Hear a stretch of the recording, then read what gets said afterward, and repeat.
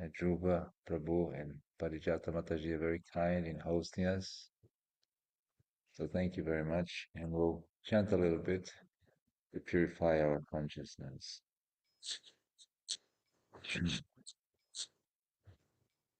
Jaya Radha Madhava Kunjabihari Jaya Radha Madhava Kunjabihari Gopijana Vallabha Girivaradari Gopijana Vallabha Girivaradari Yashodanandanam Brajajanaranjanam Yashodanandanam Brajajanaranjanam Yamunatira Vanachari Jamunatira Vanachari Jaya Radha Madhava Kunja Bihari Jaya Radha Madhava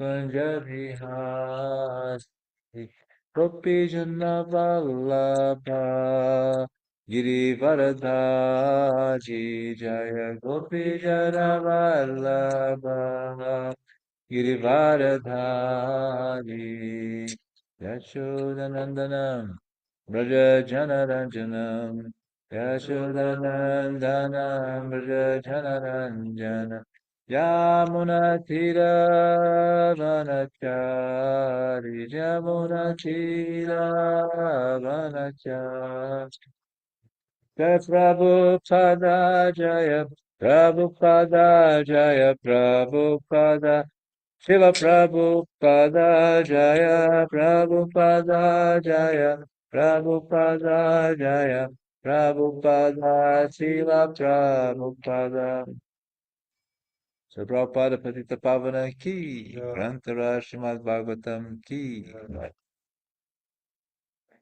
Om Namo Bhagavate Vasudevaya Namo Bhagavate Vasudevaya. Om Namo Bhagavate Vasudevaya Om Namo Bhagavate Vasudevaya.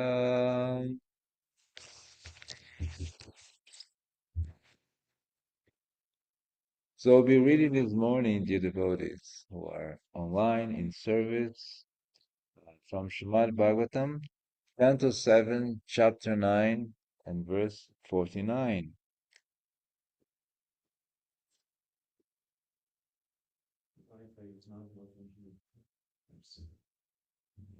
So it goes like this.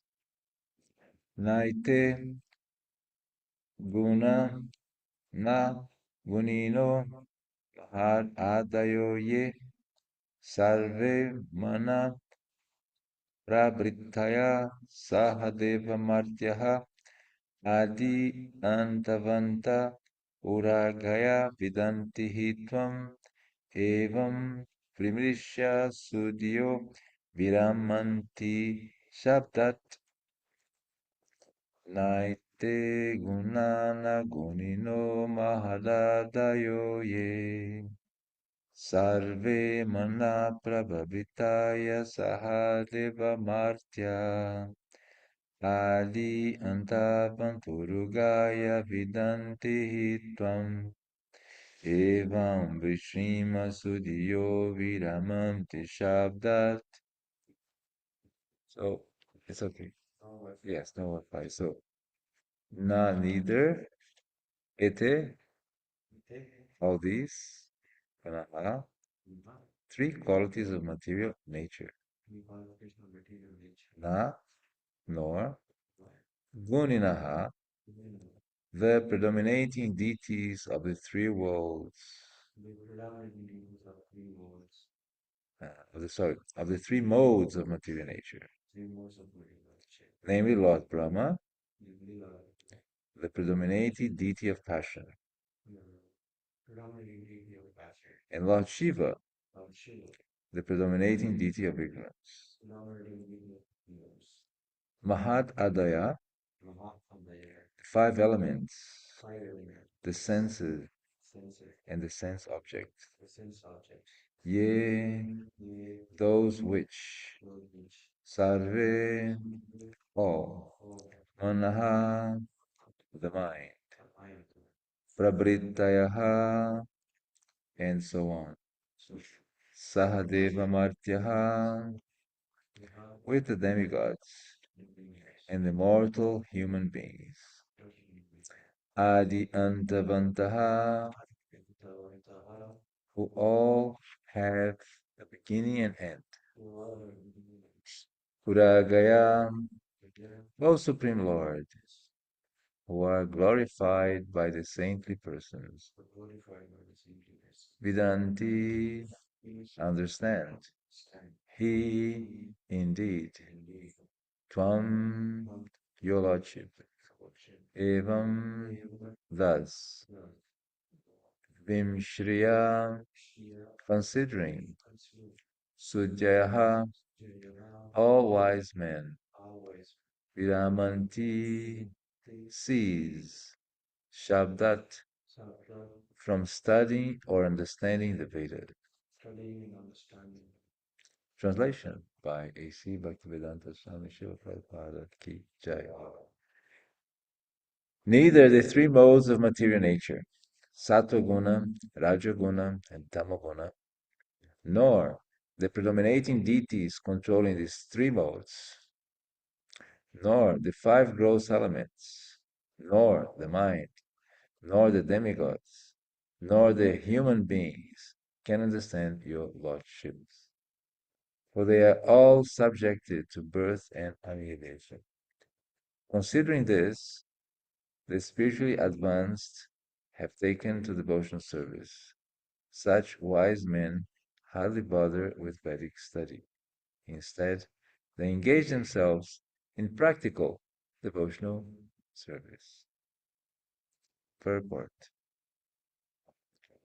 As stated in several places, Bhaktiyaman Abhijananti, only by devotional service can the Supreme Lord be understood. The intelligent person, the devotee, does not bother much about the practice mentioned in verse 46. Mauna vrata shrutta tapo dhyayana swadharma. After understanding the Supreme Lord through devotional service, such devotees are no longer interested in studies of the Vedas. Indeed, this is confirmed in the Vedas also. The Vedas say, Kim Artha Vayam Adye Shyamahe Kim Artha Vayam Vikshamahe. What is the use of studying so many Vedic literatures? What is the use of explaining them in different ways? Vayam Vakshamahe. No one needs to study any more Vedic literatures, nor does anyone need to describe them by philosophical speculation. Bhagavad Gita 2:56 also says, Yada himoha kalilam buddhi vyatitarasyati tada gantashi nirvedam shrotavyasra shrutasya cha. When one understands the Supreme Personality of Godhead by executing devotional service, one ceases to practice the practice of studying the Vedic literature. Elsewhere it is said, Paradito yadi haris tapasya tata kim. If one can understand the Supreme Personality of Godhead and engage in his service, there is no more need of severe austerity, penances, and so on.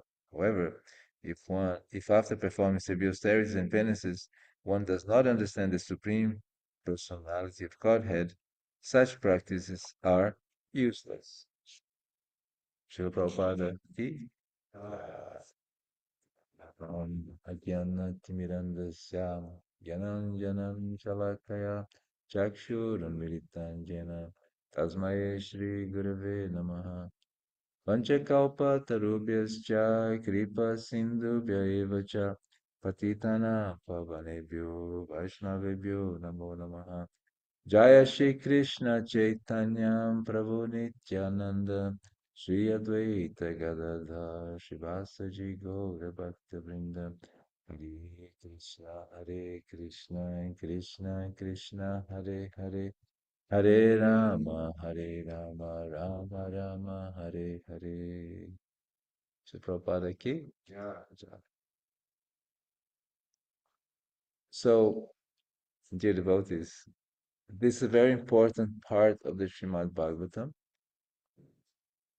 and every part of Srimad Bhagavatam is important, but we're specifically in an area of the Srimad Bhagavatam, in a section of the Srimad Bhagavatam, where Prahlad is pacifying the Lord. And the scenario is that after Lord Nrsingadev has fiercely destroyed Hiranyakashipu, um, the rage that he exhibited was inhibiting for the demigods and even for Lakshmi Devi to approach him. They were feeling very afraid of that manifestation, of that expression of transcendental emotion of rage. And they could not think of a way to pacify the Lord. However, they understood that this small little boy, which is right in front of them, has surpassed all kind of tests and has maintained his faith completely unchanged, unharmed for the Supreme Lord. So he requested him, please, young Prahlad, can you pacify the Lord? It's also a psychological phenomenon. When a child is present, everybody is more willing to forgive because it's just a child. But even if you think about situations, for example, where Indra committed a huge offense with Krishna when he dropped all that rain in the Vrajavasis and tried to destroy the Vrajavasis, kill the Vrajavasis, kill Krishna's cows. It was a deliberate attack on Krishna's assets. Um, Indra asked, I'm going to call Surabhi because Surabhi is very dear to Krishna. So Surabhi is likely to attract Krishna's forgiveness. Similarly, a young boy is a cute little boy, very devoted, probably very beautiful, very determined, probably a Pitta type. You know, Pitta? In the Ayurveda, you have these elements. You remember them? What are the three? Pitta, not Vayu. It's kind of Vat, but not Vayu. Vata. Pitta, Vata. One more. Anybody remembers from this audience? What are the three doshas we have in Ayurveda? Pitta, Vata, and I heard somebody from the altar. Kapha, yes, exactly. Actually, Ayurveda is such an interesting tool for the Vaishnavas. And if you think of Vata, here the five elements are mentioned. It's a combination of ether and air. When these two elements combine, the dosha Vata is manifest. And everything which moves in our body is controlled by Vata. The blinking of our eyes, the movement of the heart, the pulse of the heart, the, the, the movements of the stomach and intestine, the muscle movement, everything is Vata. And Pitta is when you join two other elements. You know which two other elements you join? Anybody knows here in this audience? You're all muted, so I can't really know if you can, if you are able to. I think I heard some of you speaking. What are the two elements of the material nature which join to create fire, Pitta? Um, there's something in the chat. Maybe you're talking to the chat and I don't see it. Um, the, yeah, nobody. Yes, no, nobody's manifesting. Okay, so when you join water and fire, some reaction happens. That's pitta. And that's all the metabolisms in our body, the eyes movements, the digestion fire in the stomach, which is the principal agony, the fire in the liver to digest all the fryings and ghee and pizzas, which devotees take so much.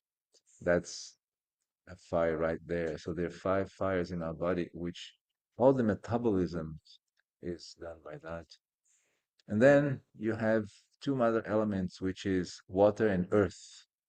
When you put water in the earth, plants sprout. So in our body, that is our muscles, our um, joints, and our bones, all the structure, that's kapha. So when these three are in balance, that's health for Ayurveda. Mm. Uh, so all the deities which predominate these elements, they have a role.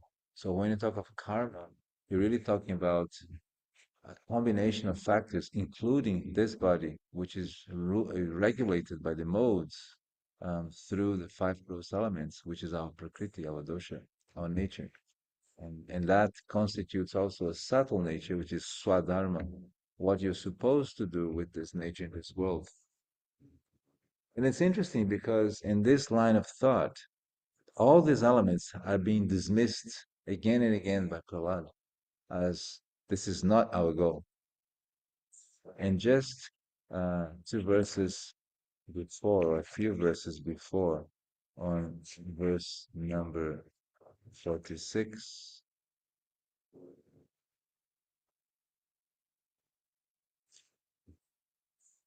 it is said, O Supreme Personality of Godhead, there are 10 prescribed methods on the path of liberation: to remain silent, not to speak to anyone, to observe vows, to amass all kinds of Vedic knowledge, to undergo austerities, to study the Vedas and other Vedic literatures, and to execute the duties of an ashram dharma, to explain the Shastras, to stay in a solitary place, to chant mantras silently, and to be observed in trance.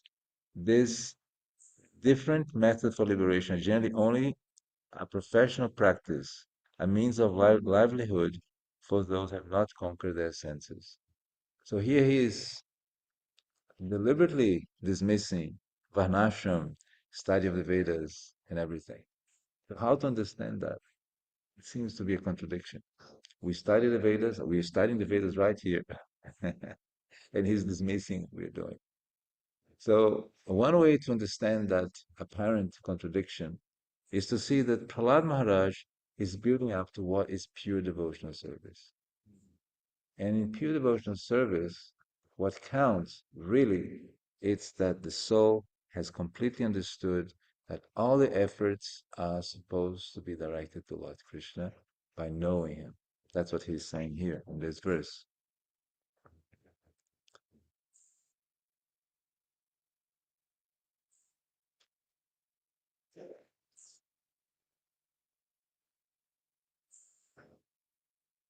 Yes. Considering this, the spiritual advance have taken to devotional service. So the argument here put is if you know Krishna, your next action is to do devotional service for Krishna fully. And when he means devotional service, he means abandoning all the material desires for sense gratification. That the devotee who is self-realized, now he's only thinking about the pleasure of Krishna, and there's no trace in his mindset of pleasing his own senses, of undergoing sense gratification either by the nose, smelling some nice fragrance, or eating some nice, tasty, delicious plates, or by indulging in sexual activity. That devotee has no more of that.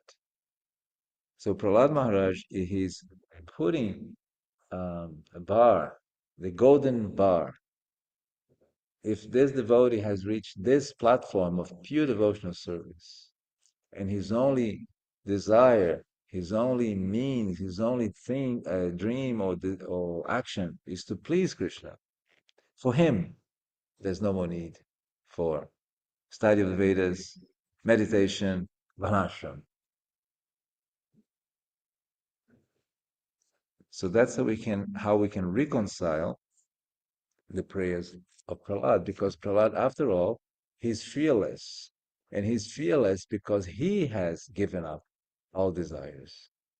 And that's specifically mentioned when Lord Nishingadev, who is extremely angry, as the verse says, there's blood in his mane, his voice is very deep and angry, and his eyes are burning. The pita in his eyes are like burning the whole universe, right? And this young boy must have a lot of pita because he's a king and he's a leader. And pita are leaders by usually they're very good leaders. They're very strong, very focused. Like Dhruva. Dhruva was a kshatriya too, a leader, and he could at 5 years old, again, very young boys, they could renounce everything and do something very magnificent. So Prahlad, he is very humble. He's saying, how come me, as a son, as a member of the Asura dynasty, can give you so appropriate prayers when all the demigods cannot? So now he is evolving, he is building on pure devotional service. And in that stage, yes, pure devotional service. All the conclusion is Krishna is the object of all our service. And we see that in the behavior of the Goswamis of Vrindavan. They were ministers, they were treasures of the whole dynasty or kingdom or empire. And they give it up only to serve Krishna in Vrindavan with some ripped cloth and eating very little. Sanatana Goswami was eating bati. You remember bati? Is this wheat, Jamuna water, no salt.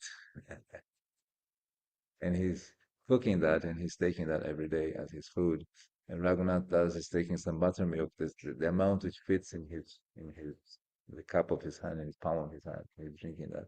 So they have given up all idea of sense enjoyment to fully serve Lord Krishna. So that's the level that Prahlad is focusing on. And for that level, Varnashram is not needed. Now, that's an interesting point because devotees then think, but Prabhupada spoke so much about Varnashram in so many other places. How come in these verses Varnashram is being said they're not important? How can I reconcile that? That becomes this apparent contradiction. And many devotees have become confused. So much so that last year there was a convention in Mayapur called ILS. And there was a brilliant presentation of Varnashram by His Holiness Shiva Swami. And after, the dynamic was to have tables on the room, about 19 tables, each table with exalted Vaishnavas like Swami and Shivaram Swami himself and Gauranga Prabhu, and all these Vaishnavas were there. And the tables were supposed to discuss about Varnashram. Now, the interesting thing, I took a moment, I walked along the tables to just observe what was happening. And in one table, the discussion was, Varnashram has to be done, has to be established. The other table saying, Varnashram is not for us, it's not for this age. The other table, it's impossible to reproduce Varnashram in this age. So each table had its own conclusion.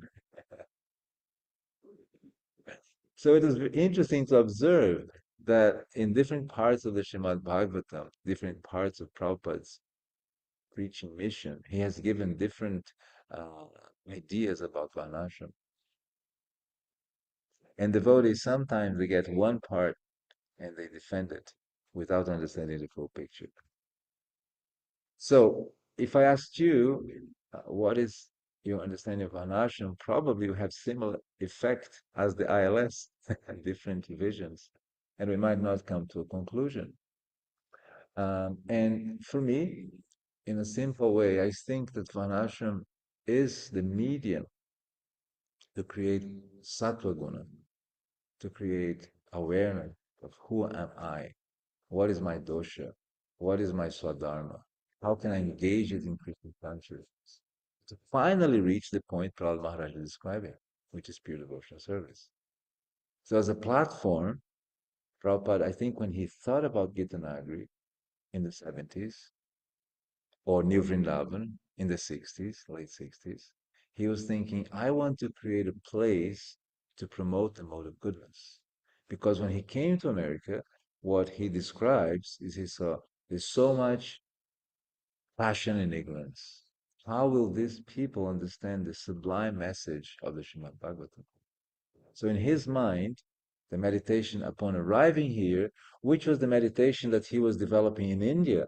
If we go back a little time in history, when Prabhupada is in Delhi, publishing that magazine, Back to Godhead, he's buying the paper in Chipiwada, he's carrying on his head, he's bringing the paper, then to the publisher, to the printer, he's reviewing it, and he's printing, and he's going to these little cafes and bars and selling one by one. Please, give something. And with the little money he gets, then he prints again until he understands he must print the Srimad Bhagavatam, the very Srimad Bhagavatam we're reading today. So in a way, Prabhupada contemplating about coming to the West, his conclusion was the Srimad Bhagavatam is the weapon, is the Shastra. The Shastra, Ashtra and Shastra, they have a connection, is the weapon to cut the dense illusion of Rajas and Tamas. Sattva is also an illusion, but it's a better illusion because you want everything in the right place, you want to do everything properly, you want to worship God because we understand God is the Supreme Lord. But sattva itself is not enough, but it's a platform. As an example, I was on a plane and there was a gentleman. He is a Christian missionary and he has a gym and he works with the body and he works with making people strong and healthy. And he was describing his trajectory. And in his trajectory, he came. I think we don't just have to take care of the body and the muscle, but we have to have a purpose. We have to have balance. We have to have equilibrium. He was almost kind of quoting the mode of goodness. And then the conversation evolved into God. And of course, as a Christian, the point was Jesus is the only bridge to the spiritual world. There's no other bridge, right? So we were discussing that bridge, and I mentioned, what if that bridge is not only the person, but it is a post indicating spiritual master? And then, and Jesus is occupying the person and the post, so you know him, so you think he is the post, like a president. At the moment, we have a president. That's yes, but he's not the eternal president, thank God. And but he's representing a post, a presidency, which guides and controls, or at least guides the country. So I was telling him, this bridge, could it be that when God says there are many rooms, He has many rooms, the same God, which is capable of doing anything, can manifest Himself in another form with another name, which is not Jesus? I made this question to him. And it got him thinking, because if God is all powerful, why can't He create in another room of His a process of bhakti which has the same bridge with a different name, a different personality, a different process? And he was bewildered. He says, wow, that got me thinking. That's what he said. He's a thoughtful person, not a radical person. It was interesting.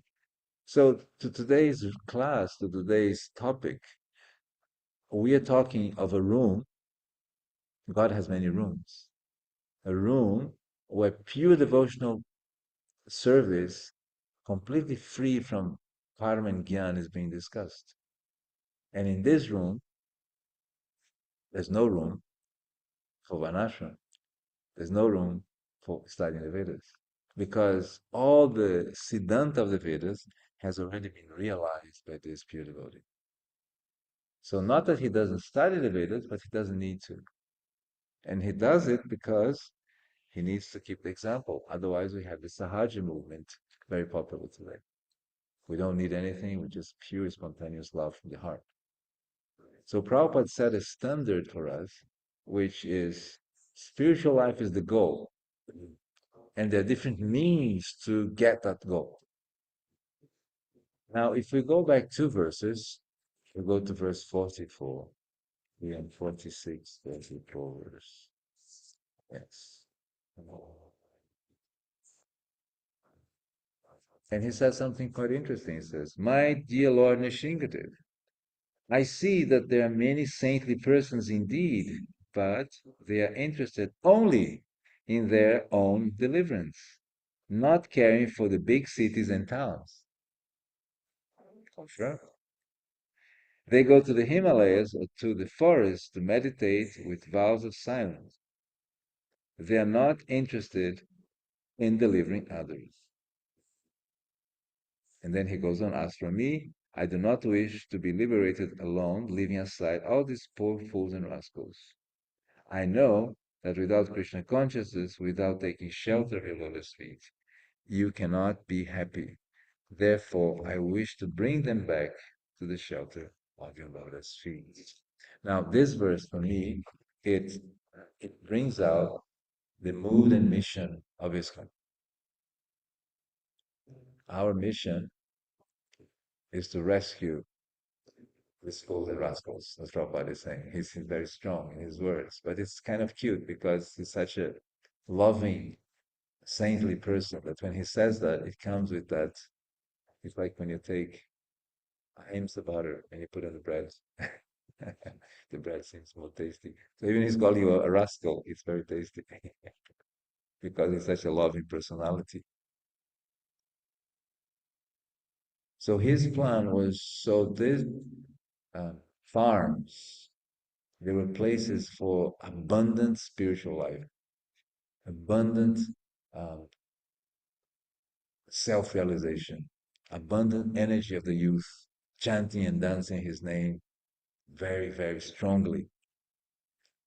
So that formula that we want to save people, not to hide on a farm, that was not his plan. And Prahlad is corroborating that. Our line of bhakti is a line of bhakti which is giving mercy to the others. So this farm is a strategy to raise devotees in the mode of goodness, so that when people come and they interact with the mode of goodness, they're so like, wow, you live like that? You can earn your money like that? You don't have to run around. You can, you have time, you have relationships, you have food, you have cows, you have milk, you have community. That's what's missing outside. Outside, you have machines and efficiency and impersonalism and machines talking to you, not people. What they're expecting is to come here and find relationships, warmth, food, abundance, relationship with nature. That's what they're expecting. And the index is the happiness on our face. When we are happy with the transcendental daily activities of bhakti, that is the invitation card. Just by looking at your face and say, I want to be a member of this community. And actually, yesterday night, the hero of this community, Dhruva Maharaj Prabhu, he was saying that he was in a queue of prasada in the LA festival, which we just participated. And one person, he was saying, oh, if you come around, visit Gita Nagari. And the person was saying, yeah, maybe someday if I have time. And then the person behind him was saying, Dhruva, I agree from Gita Nagari. I was there. It was the best experience I ever had. And we had such a great time. And we really loved it. So the person who was in front of him says, then I think I must go to Gita Nagari because he was, uh, let's say, infected by the happiness of the person who had such a good time here. So having a good time is the transformative point. You come here, you have a good time, you see the bliss of the devotees, you see the bliss of kirtan, you see the bliss of prasada, and you see the bliss of working with nature, not against nature. So that's Prabhupada's formula for the farms. And sometimes we get caught up with the idea. Varnashram means going to the farm. Varnashram means protecting the cows. Varnashram means they producing food. And that's only a partial representation of what Prabhupada had in mind. And one quote comes from Vaishnava Swami. Once Vaishnava Swami was in New Vrindavan, and Prabhupada was in New Vrindavan. And Prabhupada told him and told them, there's a group, he said, you're so fortunate. You worship Sri Vrindavan Chandra. You take care of Krishna's cows, and you do bhakti, you do devotional service. And he looked up. He was so fortunate. So this formula of worshiping Krishna, having time to worship Krishna, and then read the scriptures together, discuss the scriptures together, and work the land, be very professional. Prabhupada loved that, to be professional in this field. And here we have a leader, Bhakti Tirtha Swami, the luminary behind here. And he speaks a little bit about Varnashram. And I want to read this. I found it very interesting. I found this at his uh, Samadhi. I just borrowed, and I'm going to give it back. But it says, Leadership for an Age of Higher Consciousness, Volume 2. And there is a chapter called Promoting the Instruction of Bhishmadev, and Promoting Interdependence is the subtitle. Varnashram Dharma is based on honoring the diversity in unit that is natural, that is the natural consequence of interdependence. When there is forced conformity, there will never be true unity.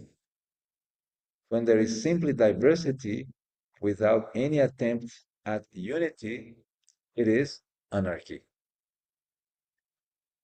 The divine monarch studies is to exactly engage the people according to their individual natures and responsibilities toward the central goal of developing a balanced society. A divine monarch seeks to synergize his kingdom. Synergy literally means that the total effect is greater than the sum of the individual elements. 1 plus 1 equals more than 2. There is 1 plus the synergy of both. That's the extra part. The ability to synergize a kingdom comes from celebrating the diversity among one's subjects and then holding them accountable to fulfill both personal and social goals. It is not a result from either dependent or independent citizen, but from those who recognize their interdependence. Recognizing interdependence also results in the formation of symbiotic relationships.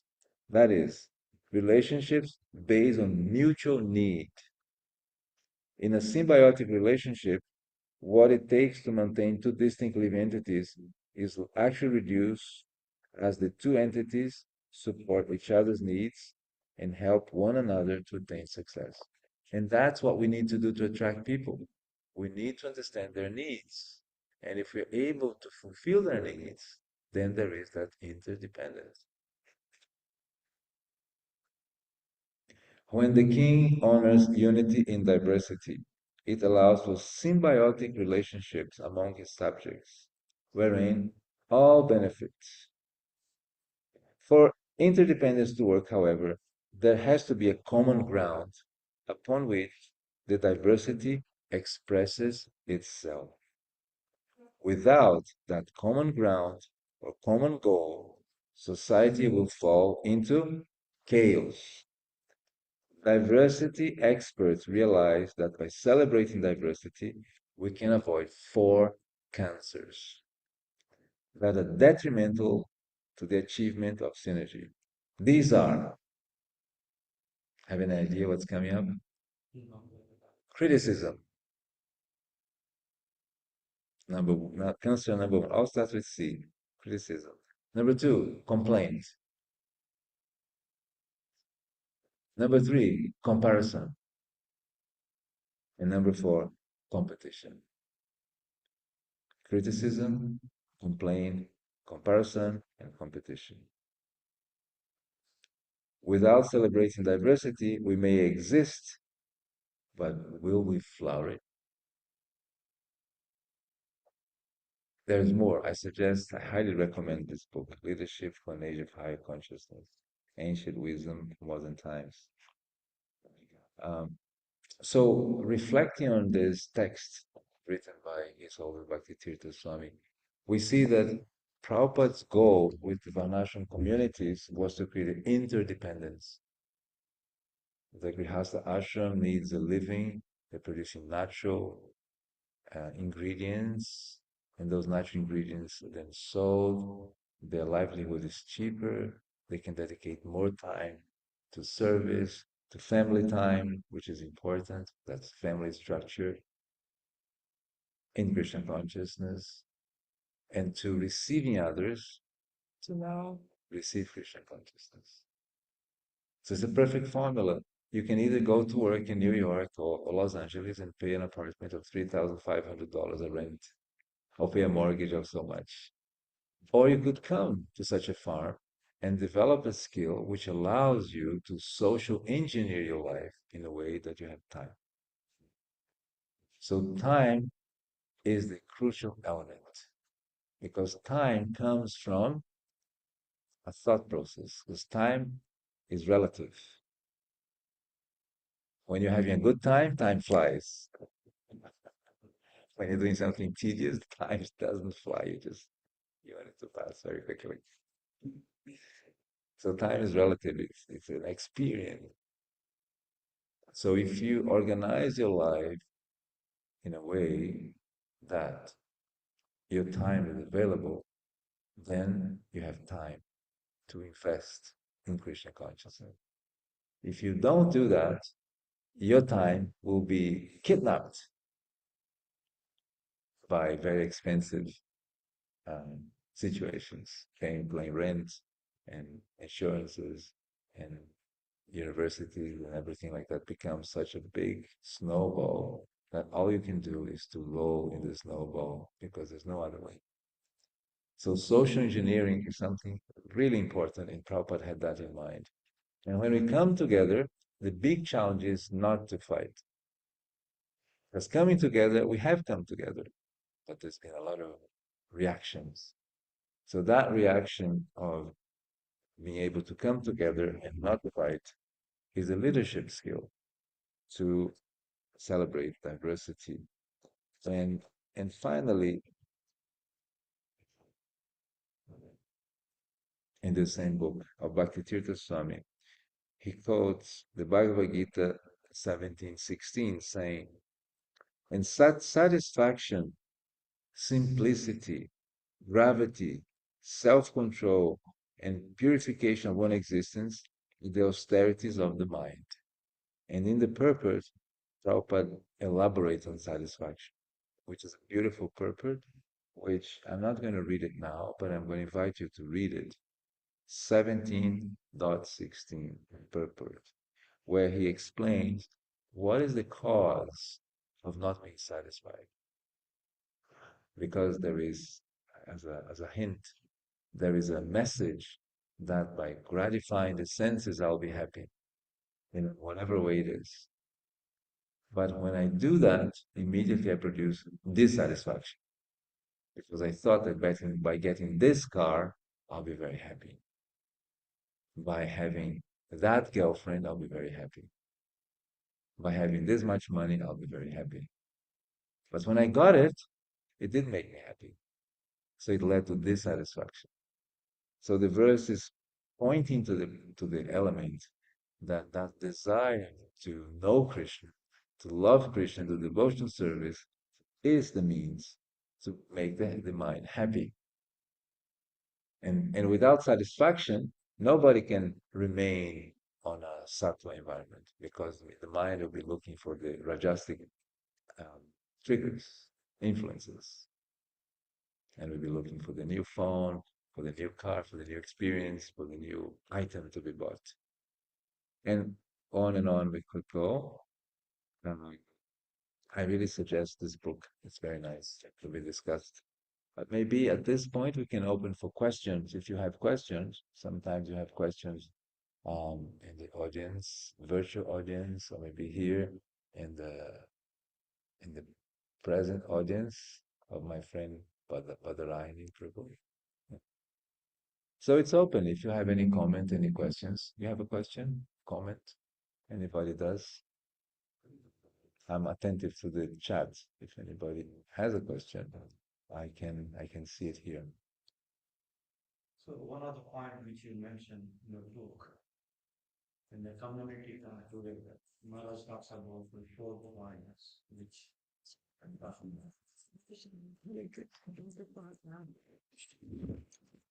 This one so people can hear on loud. And that one is so one of the point which you are talking about in the book, it mentions about 4 points which Maharaj gave, which are detrimental for the community. Yes, for the community. So, but again, we talk about the criticism. Again, we talk about it is a constructive criticism is good. Computation, when you talk about healthy competition, is good. So how to understand what Maharaj is saying, then what we get to hear. Yes, yes. He's saying that um, we understand that competition, transcendental competition, Prabhupada wanted it, book distribution competition, he wanted it. And constructive criticism is good, we want that, right? So what is the difference? The difference is when I criticize someone to get the best out of it, to help him, it comes with an amount of energy to take care of him, like a father and a son. He criticizes his son, but he's there to invest money, to invest time, to invest emotions, to get him up. If I criticize him without that investment, that's useless criticism. I want to change the world, but I don't want to invest energy in changing the world. That's useless criticism. But if I want to change the world and I get a ton of books and I go out and I change the world, then I'm investing time, money, and energy. Right? If I want to change the world, I want to show you how to live off the land, and I do it, then I am positive criticism. I put energy and time to that. Okay. So same as competition.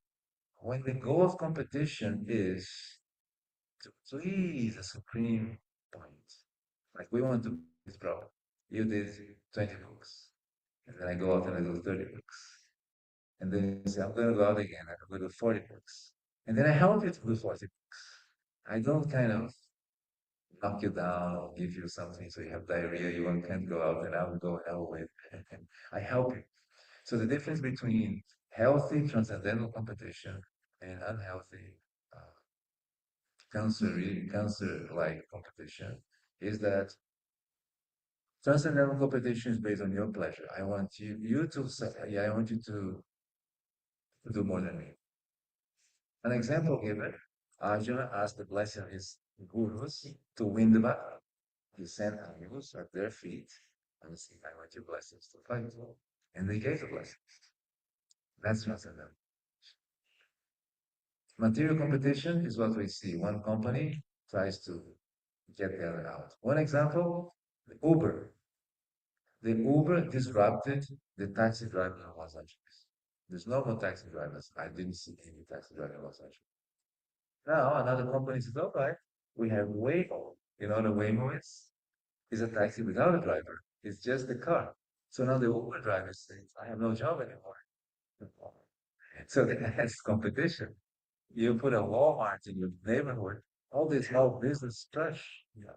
There's no help in the small businesses. So that's the unhealthy competition. But the healthy competition is we help everyone to go up. My goodness. Again, it gets more complicated. I mean, you cannot expect the whole community to be at that level of consciousness. So I am again for the sake of audience, I repeat the point. uh, we cannot expect the whole community to be at the level of what we are discussing. That is the ideal situations. But then, I mean, if you look at in the point of a leader himself, then how should leader take it? I may be trying to do constructive criticism about you, but you are not receptive. So you may be taking it, wow, this guy is having so much audacity. He's coming and telling me what I should do. I mean, I'm just giving an example, something like that. So Thank then, if the you. situation is like that, then how the leader should take care of these kind of situations? Thank you. That's a beautiful example. And we can refer to our own founder, Acharya. He was criticized heavily when he first met his spiritual master. He says, I was happy to be defeated. The first time I was happy to be defeated by my spiritual master. He says, come on, let's free India from the British people who were nonsense at that time. Well, at that time, mostly. You know also.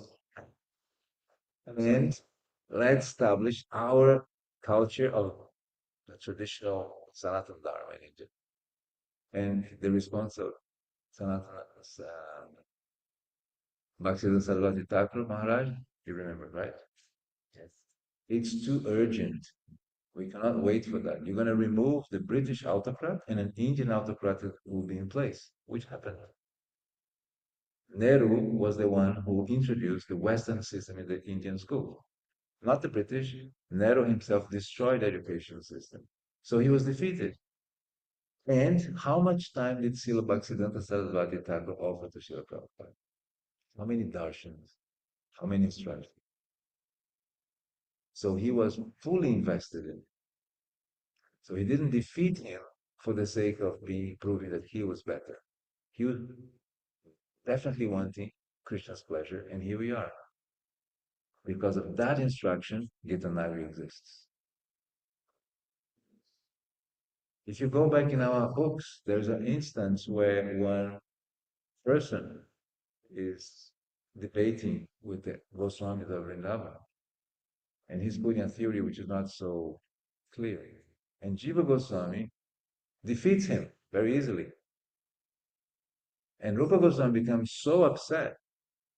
He says, our mission is not to defeat people. Our mission is to develop love of Krishna. So you go out of Raj.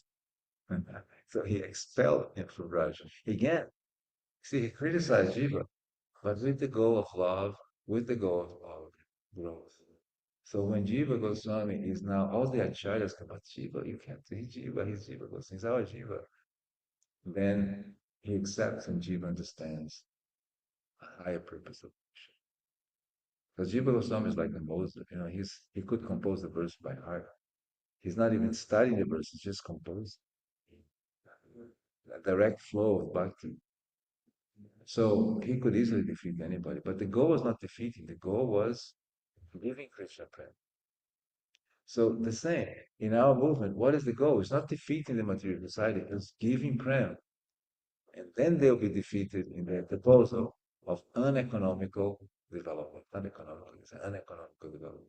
Because you destroy the planet, you plant food, but a simple data. If you plant food with technology, or like we do, you put 75% of energy to harvest 10%. It's uneconomical. It's going downhill. Considering the real price of diesel, the real price of machinery, always subsidies. But if you took the subsidies and you really calculated, it's 75 to 10, just calculating energy. If you use a natural method, you put 3 and you put 3. I have to remember this, but 3 to 5 or 3 to 10. So there is a 7% increment of energy. That's economical growth. That's what was done in the villages in India. They put energy and the soil giving it back. So regenerative means you have more after than before. At the moment, with the industry, we have one level of energy here and we get less. But somehow we made money, it's considered successful. Like China and all these manufacturing agencies, it's an uneconomical economy. It's an artificial economy. But because it makes money and some people accumulate that money and they want to hold on to that, the system is preserved. But if it was a pure analytical system, we would see it's anachronistic. So for the leadership, it's challenging because the first law would appear to the leader himself. The leader will have to stop criticizing. We have to stop complaining. We have to stop. What are they for? Criticizing, complaining, Competition. competition, and let's see. No, it's the okay. They're the negatives.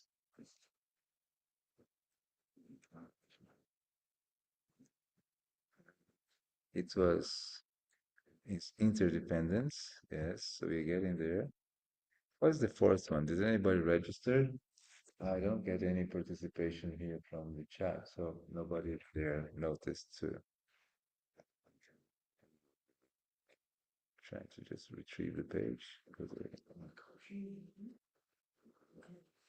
it's with C. It's with C. Yeah, it is. It's confusion with the C. I should. It says criticism, complaint, and competition. These three, remember, one is missing. And The comparison. comparison. Comparison. Comparison is one of the elements that is listed in the affluenza. You know this term? Affluenza? What is it? Somewhat, not exactly. What is affluenza, Mataji?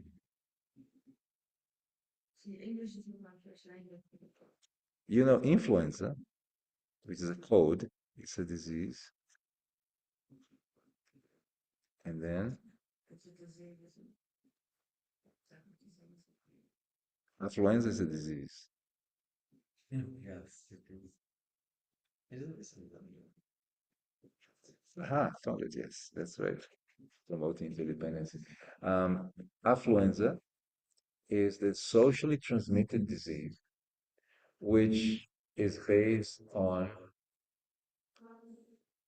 comparing oneself, and the symptom is consumerism. I have to buy things with somebody. So that car is connected to this social status. If you have a BMW, you made it. If you live in this neighborhood, you made it. If you're connected to this business people, you made it. So that kind of idea is now a disease social because everybody who lives in a place and they have a simpler car, but everybody has a more fancy car, immediately you're trying to, I have to adjust in schools, everywhere. So that socially transmitted disease was actually planted by the capitalist system, where our identity is now connected to objects. And we have to consume to be someone in life. So here, comparison is one of the main points of affluenza. And it leads to depression because these things cannot give you what you're looking for, as the verse said. So we're stuck in a system like that. Okay. Any more questions? It seems no one is making any questions from online. Thank you, Prabhu, for coming and being here. And appreciate I'm in the shop, so sorry. But thank you for your association. I look forward to seeing you later today. Thank Hare you very Krishna. much. It was very blissful to see you here at Mangalarti, Kaliya Prabhu. And I think that's the goal. All here chanting the name of Krishna together. Somehow, one day, we'll make it. Yeah. Sai. Hare Krishna. Thank Hare you. Krishna. Hare Hare. Krishna. Um, yes, I guess that's it. We're going to have darshan very soon, right? Any questions, Mataji? Any comments? Okay, okay, okay. So on that note, then, Grantaraj Srimad Bhagavatam ki, Yeah. Gita Nagari ki, Yeah. Lord Premanandi, Hari Hari Bol.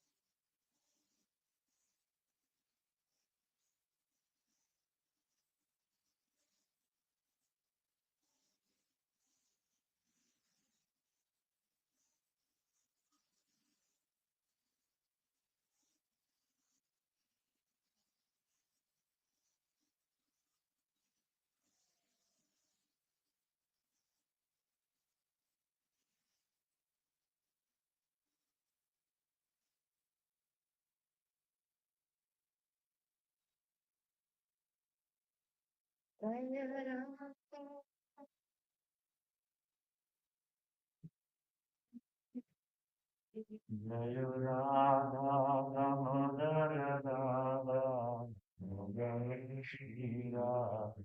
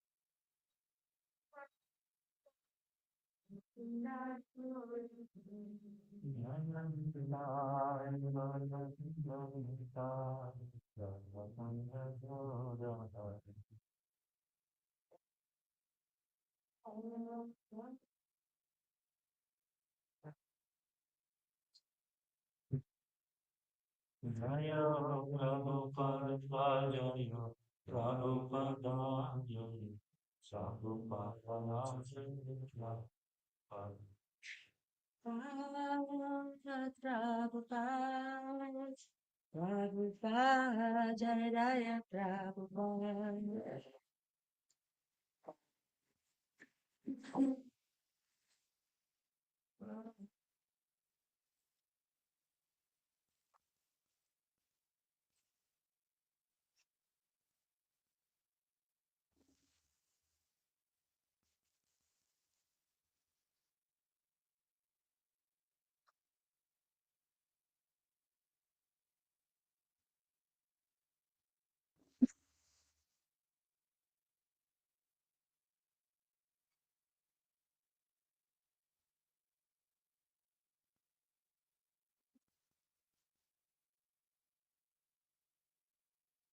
Jaya Jaya Prabhupada, Prabhupada, Prabhupada, Jaya Prabhupada.